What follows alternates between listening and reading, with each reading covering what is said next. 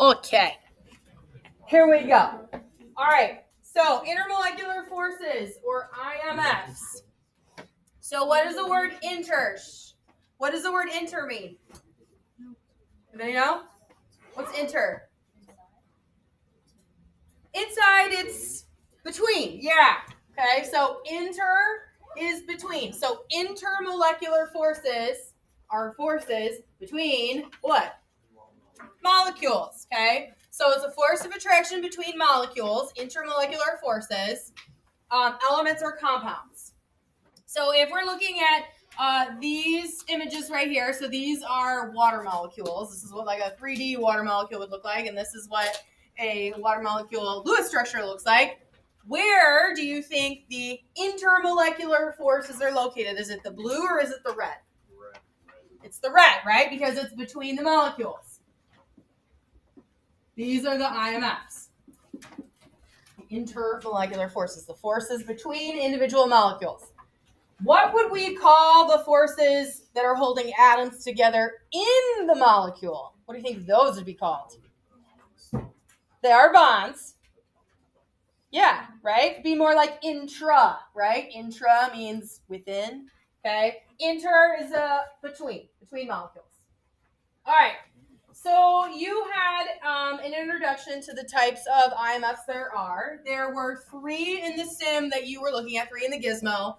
One of them we're going to talk about today. It's probably not going to come up very often, if really at all. But then there's one additional one that the gizmo did not introduce you to, which we're going to talk about in a second. So the first one is a dispersion force, and it is also referred to as a London dispersion force. Okay, so dispersion and London dispersion are the same thing. All right. Now, this is important because all molecules, every single molecule on planet Earth, experiences dispersion forces. And what happens is there is an instantaneous dipole, and it is a temporary dipole. So when you did that gizmo, right, and you were looking at those molecules, it was molecules would come together, there would be this temporary instantaneous dipole, and then they'd move apart from each other, and then it would happen. So dispersion forces, they are the weakest. Okay? So the molecules that have dispersion and only dispersion are nonpolar molecules. So nonpolar molecules only have dispersion. Okay, so the only type of intermolecular force that nonpolar molecules have is dispersion. Now, there is a greater strength with a greater number of electrons. So if you have 2 molecules that are both nonpolar, they both have dispersion forces, you want to look at how many overall electrons there are. And the one that has way more electrons is going to be the one that has a greater strength. All right, the next one is one of the ones that I mentioned that we're going to talk about it because it was in the gizmo, but we're not really going to do much with it, and that is dipole-induced dipole. And this is when nonpolar molecules are transformed into induced dipoles due to the presence of a polar molecule nearby. So it's basically you have a nonpolar molecule that's just hanging out, chilling, and you got a polar molecule that flies on in and it goes boop, and that nonpolar molecule all of a sudden has an instantaneous dipole.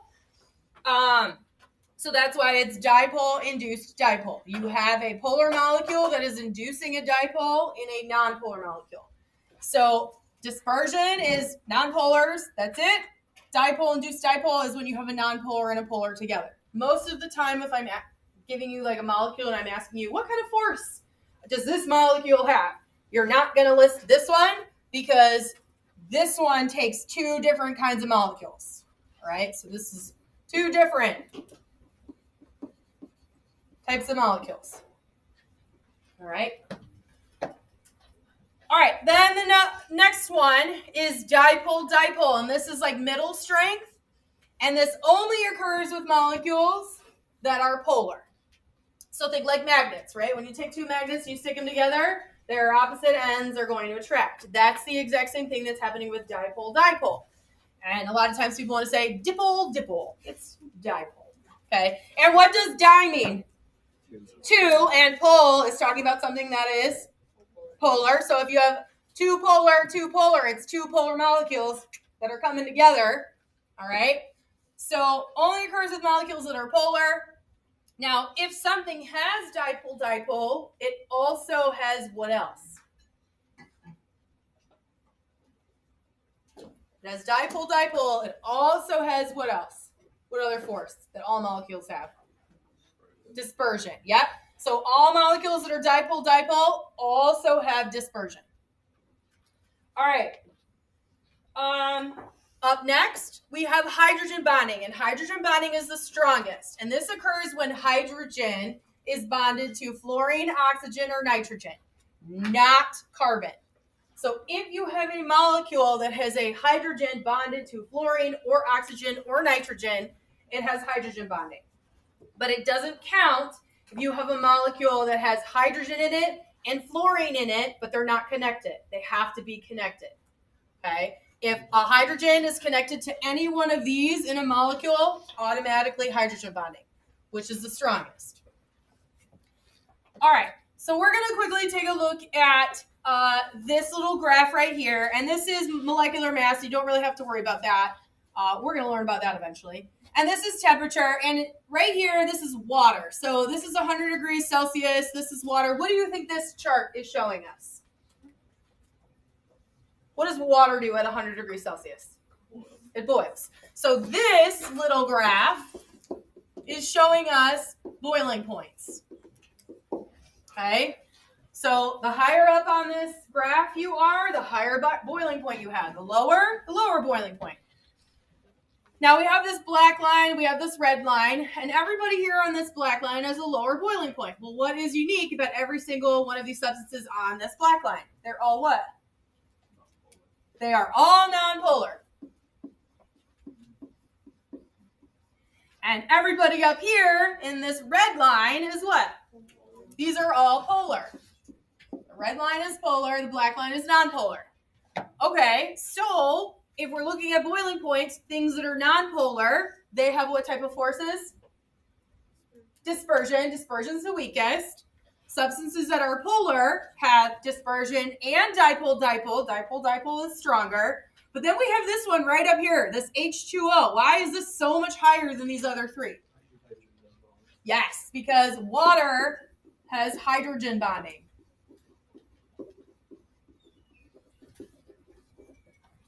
Okay, so it jumps significantly when something has hydrogen bonding.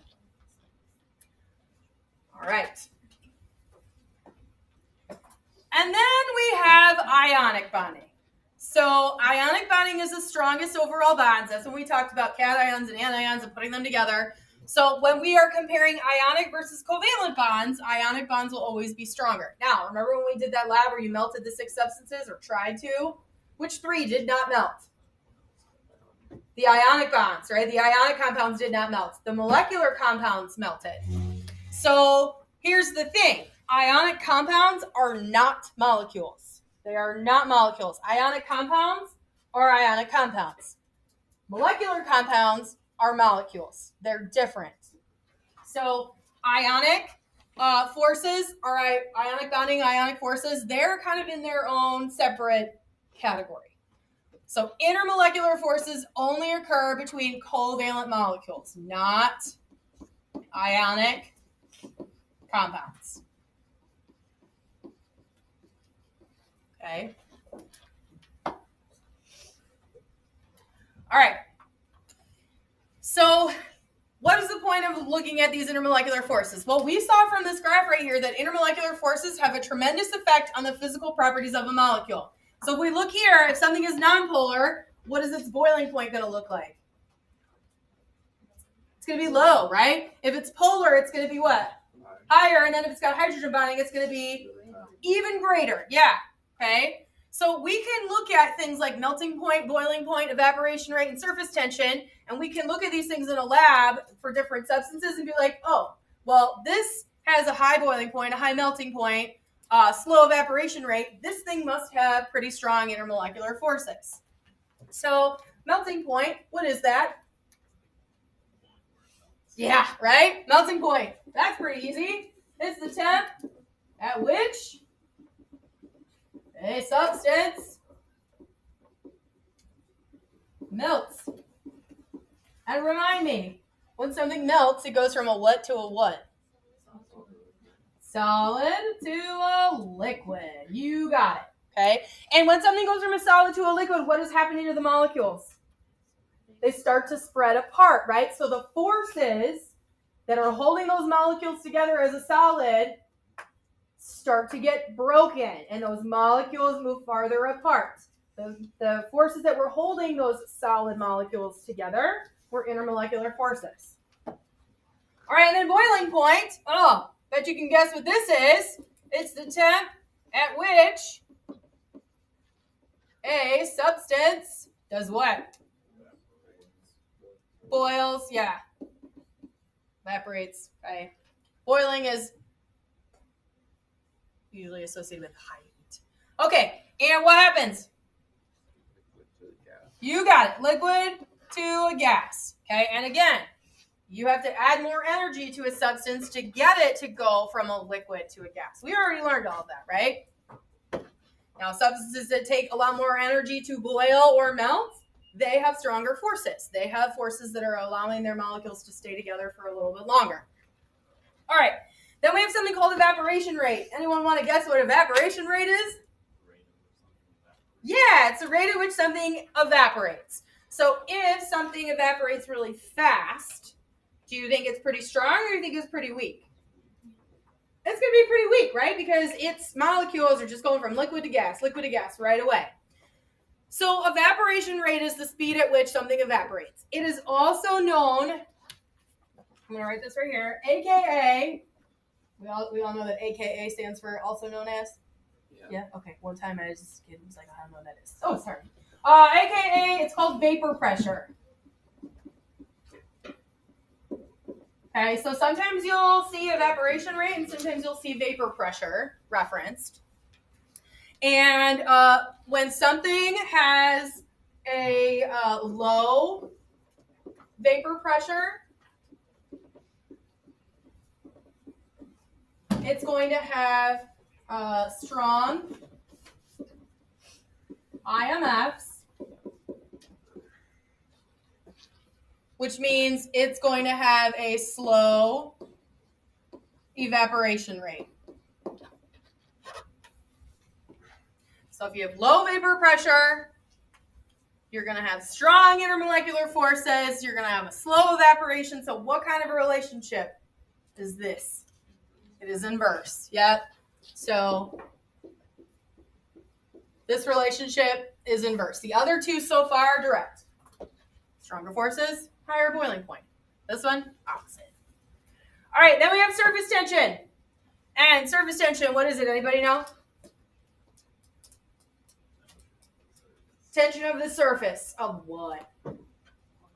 A liquid. Okay. So surface tension is the force of attraction between molecules on the surface of a liquid.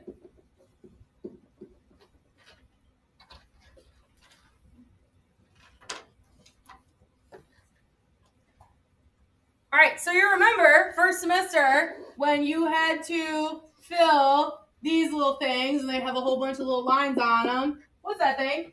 Something to measure liquids. What's it called? Graduated cylinder, right? And when you fill a graduated cylinder, you are told about this thing. What is this thing?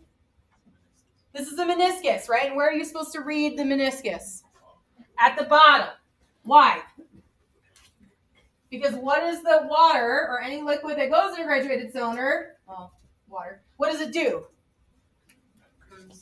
It curves. It sticks to the sides. What do you think that has to do with? Surface tension. Yeah, it's because water molecules have this force of attraction between their molecules that want to keep them together. That's why when you fill something like a graduated cylinder, the water is going to stick to the sides. Or when you get out of a pool or the shower, what's all over you? Water droplets, because water is kind of sticky, right? It likes to stick to itself. It likes to stick to other things. It's got this high force of attraction between its molecules. All right, there's one more thing we're going to add, and that's called viscosity. And viscosity and surface tension normally go together hand in hand. And what is viscosity? Not the shine. How thick a liquid is, right? So the thickness of a liquid. It's basically like how well does a liquid slide past itself. So can you think of a liquid that is thick? Honey, right? We would call that viscous. Honey is thick. Syrup is thick. Water, it's not. So it's like the thickness of that liquid, how easily those molecules can slide past one another in a liquid. So how can we fill in the blanks of this statement right here? The blank in molecules, IMFs, the blank its physical properties. What do you think we should fill in? The stronger a molecule's IMFs, the... What word should we put there? I'd say stronger. I would say greater. Maybe greater would be a better word. Okay, so it's stronger a molecule's IMFs, the greater its physical properties, like higher melting point, higher boiling point. It's going to evaporate a lot slower. All right. Now, sometimes we can look, actually a lot of times, we can look at substances and we can figure out who's going to be stronger, who's going to win in a fight by looking at Lewis structures.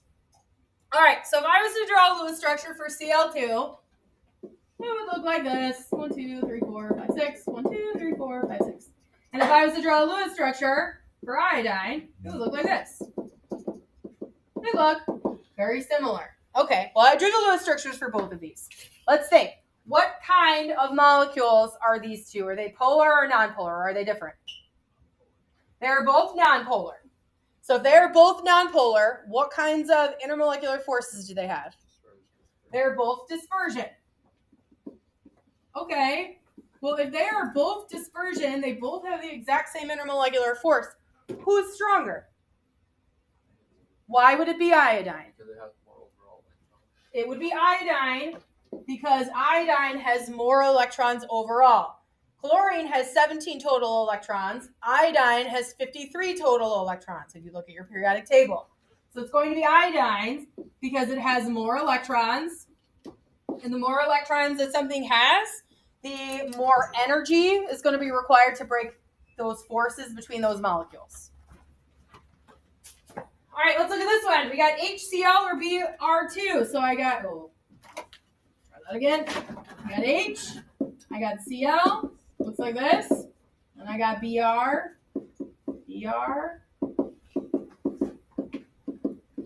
Okay. Between these two, who's going to win in a fight? Is HCl, is that polar or nonpolar? It's polar. So what forces is it going to have? Dipole. Okay, it's going to have dispersion and dipole. And I'm going to abbreviate it dip. Okay. Does it have hydrogen bonding? It does not. All right. What about bromine? What kind of molecule is that? It's nonpolar, so what kind of force is it going to have? Dispersion. So who's going to win in a fight? HCl. It has stronger intermolecular forces. It has dispersion and dipole, whereas bromine only has dispersion. Okay. This next one. NH3 or pH3? So if I do NH3, it looks like this. And pH3 looks very similar. It looks like this. Okay, let's figure this out. So what kind of molecules are these? Are they polar or nonpolar? What are they? They're polar, right? They're polar. Anytime you have a lone pairs automatically make a molecule what? Polar. Yep, lone pairs automatically polar. So they're both polar. So they both definitely have what? Dispersion. Dipole. I'm going to abbreviate it dip. Okay. Well, they have the same forces, right? NH3 has what? Hydrogen bonding. Okay? Because anytime you have an H connected to an N, or an N connected to an H, that's hydrogen bonding. pH3 is not part of that. Even if and you have to be careful because sometimes it'll work out, but if I was to look at both of these, I'm like, oh, this doesn't have hydrogen bonding, they both have dipole-dipole. Well, I gotta look at who has more electrons. pH3 has more electrons, but this one wins because it has hydrogen bonding. So just because you have more electrons doesn't necessarily mean that you are the winner. If you have hydrogen bonding, you automatically win. All right, and then last but not least, we have FeCl2 or Cl2. Who's going to win? Why would FeCl2 win? Because it's what? Nope. That's not why it would win. Why would it win? Nope.